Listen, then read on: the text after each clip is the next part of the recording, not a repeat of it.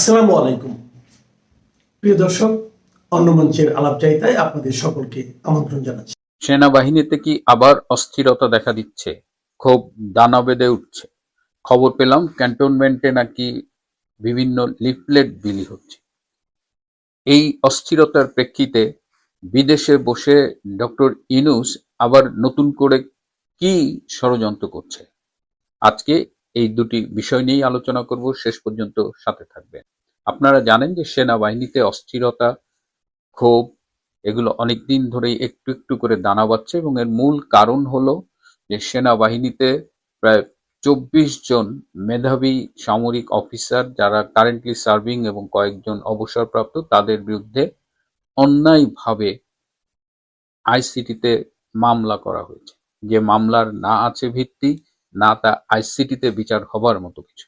এই নিয়ে যখন সেনাবাহিনীতে ক্ষোভ এবং ঠিক তখনই আমরা সম্প্রতি খেয়াল করেছি গত সোমবার এবং বুধবার রাতে দুজন সাবেক উচ্চপদস্থ সেনা কর্মকর্তা লেফটেন্যান্ট জেনারেল অবসরপ্রাপ্ত মাসুদ উদ্দিন চৌধুরী এবং লেফটেন্যান্ট জেনারেল অবসরপ্রাপ্ত শেখ মামুন খালেদকে গ্রেপ্তার করা হয়েছে।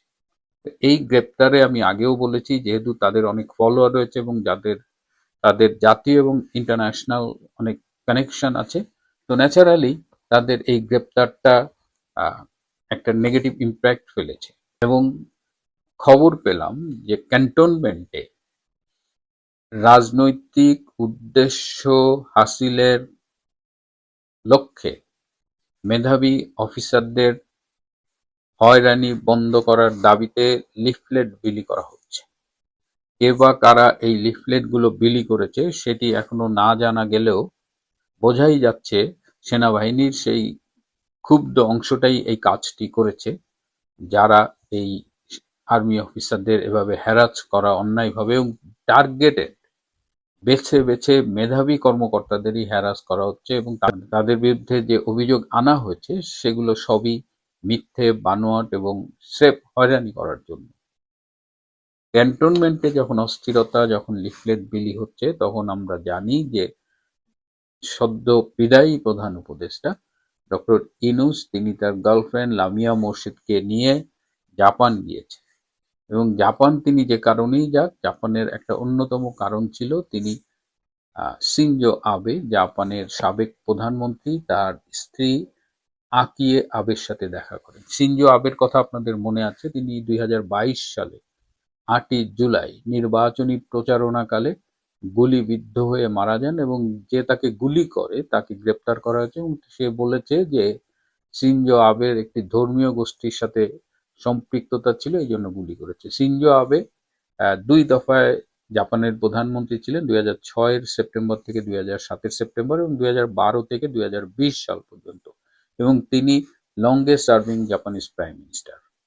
এবং তার আবেনোমিক্স, তার অর্থনীতিতে যে ভূমিকা, তিনি জাপানের অর্থনীতিতে যে অবদান রেখেছিলেন সেজন্য তাকে শ্রদ্ধার সাথে স্মরণ করা হয় এবং তার স্ত্রীকে মানুষ ফার্স্ট লেডি হিসেবেই জানে। এই আকিয়ে আবের সাথে দেখা করে ডক্টর ইউনূস তার সেই রাষ্ট্রপতি হবার খায়েশ ব্যক্ত করেছেন। তিনি অনুরোধ করেছেন যে আকিয়ে আবে যেন বাংলাদেশের প্রধানমন্ত্রী তারেক রহমানকে ফোন করে অনুরোধ করেন যে ডক্টর ইউনূসকে যেন রাষ্ট্রপতি বানানো হয়। আকিয়ে আবে তারেক রহমানকে ফোন করেছিলেন এবং তারেক রহমান স্বভাবতই আকিয়ে আবের সাথে কথা বলেছেন, কিন্তু আকিয়ে আবেকে এক্স্যাক্টলি কি বলেছেন সেটি জানা যায়নি। বিএনপির সূত্রে যতটুকু জেনেছি যে ডক্টর ইউনূসকে রাষ্ট্রপতি বানানোর মতো ভুল কিংবা এ ধরনের কোনো ঝুঁকি নেবার ইচ্ছে বিএনপির নেই। বিএনপি খুব ক্লিয়ারলি বলেছে যে এই রাষ্ট্রপতি নির্বাচন নিয়ে আওয়ামী লীগ যে ভুলগুলো অতীতে করেছে তা থেকে শিক্ষা নিয়ে বিএনপি ওই পথে আর হাঁটবে না। বিএনপি খুব ভালো করেই জানে যে ডক্টর ইউনূসকে রাষ্ট্রপতি বানালে তাদের সরকারের অস্তিত্ব নিয়েও মাঝে মধ্যে টান পড়তে পারে এবং এ কারণে বিএনপি বর্তমান যিনি রাষ্ট্রপতি রয়েছেন, যদিও তিনি আওয়ামী লীগ আমলের নির্বাচিত রাষ্ট্রপতি শাহাবুদ্দিন চুপ্পু, তাকেই তারা কিছুদিন কন্টিনিউ করবে, হয়তো ১ বছর চুপ্পুকে রেখে তারপর তারা তাদের নিজেদের পছন্দের কাউকে রাষ্ট্রপতি বানাবেন। That is the current plan.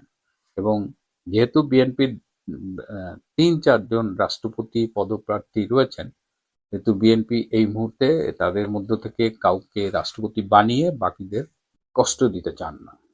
তো এই অবস্থায় ডক্টর ইউনূস যে শুধু আকিয়ে আবেগে দিয়ে তারেক রহমানকে ফোন করেছেন তা না, আরো দুজন প্রভাবশালী বিশ্বের দুজন ফোন করেছিল তারেক রহমানকে, এবং ইউনূস চেষ্টা করে যাচ্ছে।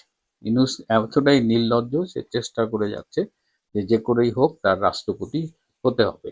এদিকে ডক্টর ইউনূসের জাপান সফরের সময় তার সফর সঙ্গী লামিয়া মোর্শেদ, যিনি এসডিজির মুখ্য সমন্বয়ক ছিলেন, ইউনূস যাবার আগে এই লামিয়া মোর্শেদ, ঢাকা বিশ্ববিদ্যালয়ের সাবেক ভিসি ডক্টর নিয়াজ আহমেদ এবং আরেকজন সাবেক সচিব সেলিম উদ্দিন, 3জনকে রাষ্ট্রদূত বানানোর প্রক্রিয়া শুরু করে গিয়েছিলেন।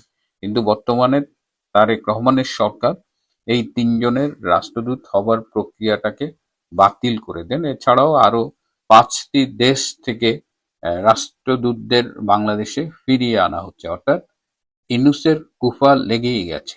যখন এই রাষ্ট্রদূতদের ফিরিয়ে আনা হচ্ছে কিংবা লামিয়া, নিয়াজ আহমেদের, সেলিম উদ্দিনের মতো লোকেরা নতুন করে রাষ্ট্রদূত হতে পারছেন না, তখন আরো একটি দুঃসংবাদ বাংলাদেশে রয়েছে যে বাংলাদেশে এখন শিশুদের টিকা দেওয়ার যে প্রোগ্রামটা ছিল, যে ইপিআই প্রোগ্রাম, যেটা পৃথিবীর মধ্যে one of the successful programs, এই ইপিআই ইমিউনাইজেশন রিলেটেড, বাংলাদেশে সেই টিকাদান কর্মসূচি ঝুঁকির মুখে পড়েছে এবং এই মার্চ মাসে 21 জন শিশু হামে আক্রান্ত হয়ে মারা গেছে। এবং এই টিকাদানের টিকা সাপ্লাই যেমন একদিকে সমস্যা, সময় মতো টিকা সরবরাহ করা যাচ্ছে না, আর একদিকে হলো এই টিকার বিরুদ্ধে এক শ্রেণীর ধর্মীয় মোল্লারা সোচ্চার হয়েছে।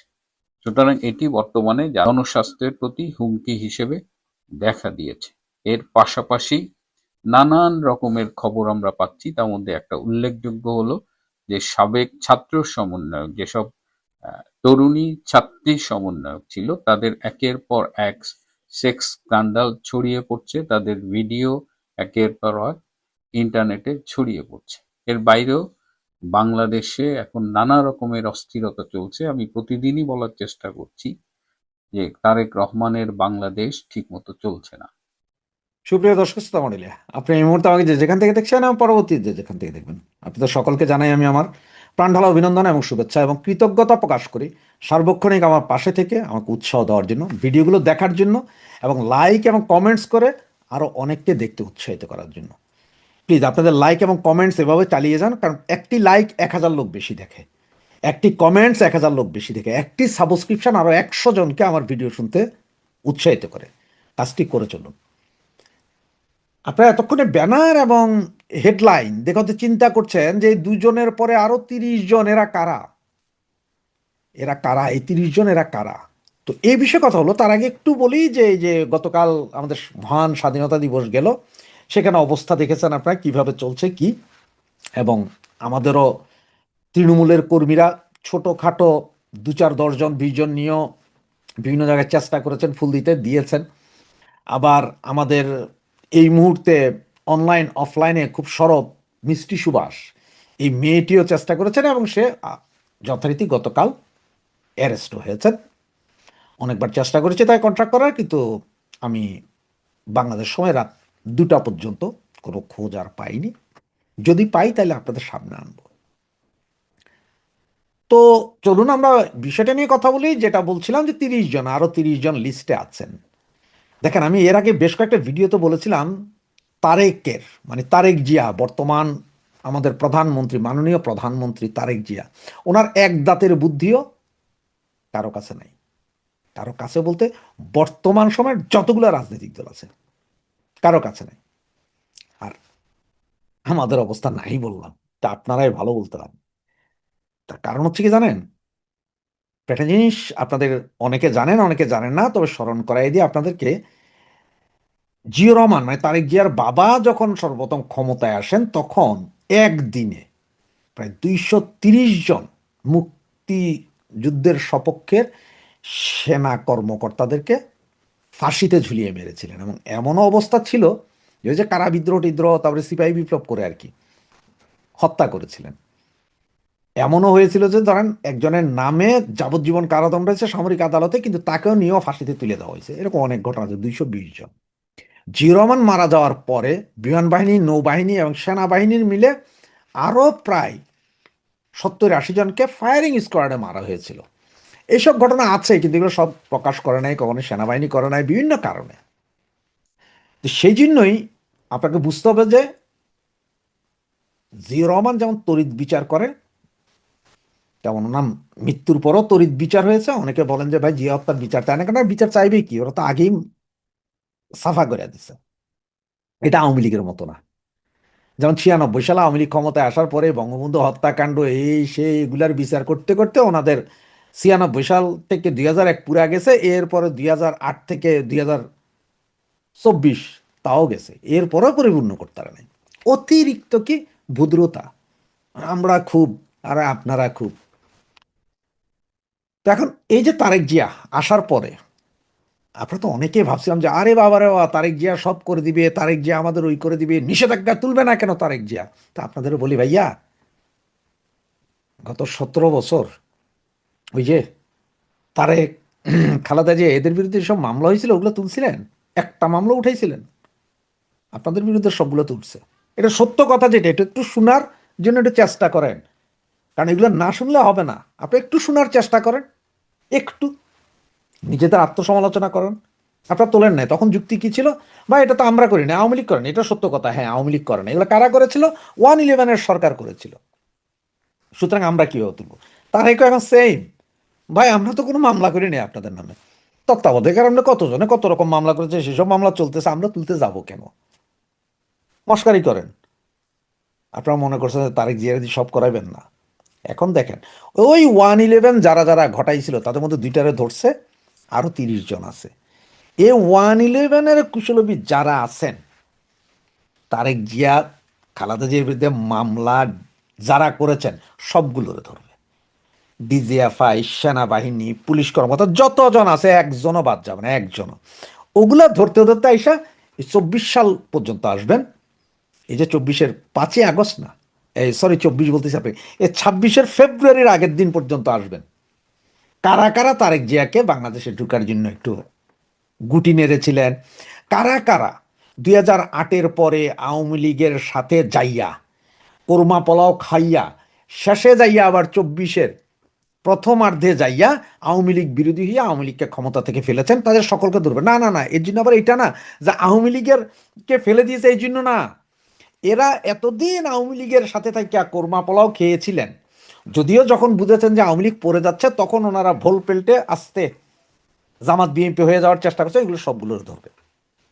তো সবগুলোর মধ্যে সর্বোচ্চ নাম আছে কার জানেন? যেমন মঈন আহমেদ, উনি নাই, এখন ইউএসএতে আছেন, ডালাসে। এরপরে আমাদের ইউনুস কাকা আছেন না, ডাক্তার ইউনুস আছেন, মাহফুজা নাম আছেন, মতিউর রহমান আছেন, মতিউর রহমান নিজামী না, মতিউর রহমান ওই যে পত্রিকার সম্পাদক, হ্যাঁ। শাইখ সিরাজ আছেন, প্রথম আলো, ডেইলি স্টারের এরা। এছাড়া মাসুদ উদ্দিন, মামুন খালেদ, সাইদ জোয়ারদার, হাসান মাসুদ চৌধুরী, দেবপ্রিয় ভট্টাচার্য, বদিউল আলম মজুমদার, এরা সকলেই এই লিস্টের মধ্যে কিন্তু নাম আছে।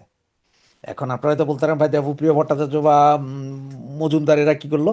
এরা 111-এর যেমন কুশলবিদ ছিল, এরা ঠিক এই 24-এর পরে আগে পরে আইসা সেম কাজটাই করছে। মানে 111-এ যারা করছে তারাই আবার এইদিকে আইসা একই কাজ করছে। এর ভিতরে অনেক ডিজিএফআই এর পরিচালক থেকে শুরু করে মহাপরিচালক একজন তো ধরা গেছে, এরকম আরো কয়েকজন ধরা খাবে। সেনা অফিসার, গত 18 বছরের সেনা অফিসারের অনেকেই ধরা খাবে, এবং এগুলো সব এখন গোয়েন্দা নজরদারিতে আছে। এবং ওই যে বলা হয় যে কিচেন ক্যাবিনেট ডাক্তার ইউনুসের যে 7জন 8জন, এদের অনেকেই ধরা খেয়ে যাবেন। ডাক্তার ইউনুস অবভিয়াসলি পড়বে, কারণ 2008-এর মানে 111-এর সময়কার কুশলবি ডাক্তার ইউনুস ছিলেন, এবারও ছিলেন। সব দিক বিবেচনায় উনিও যাচ্ছেন। তো এ ধরনের লোক আছে প্রায় 30 জন। আপনাদের কিছু নাম তো বললাম, এছাড়াও আরো 15-20 জনের নাম আছে, যাদের নামগুলো এখনই বলা যাচ্ছে না বা বলতে পারছি না। অনেকে হয়তো বলে দিবে, কিন্তু এদের সকলকে ধরবে। এদের সকলের বিচার হবে, কারণ হচ্ছে তারেক সেটা ভুলে নাই।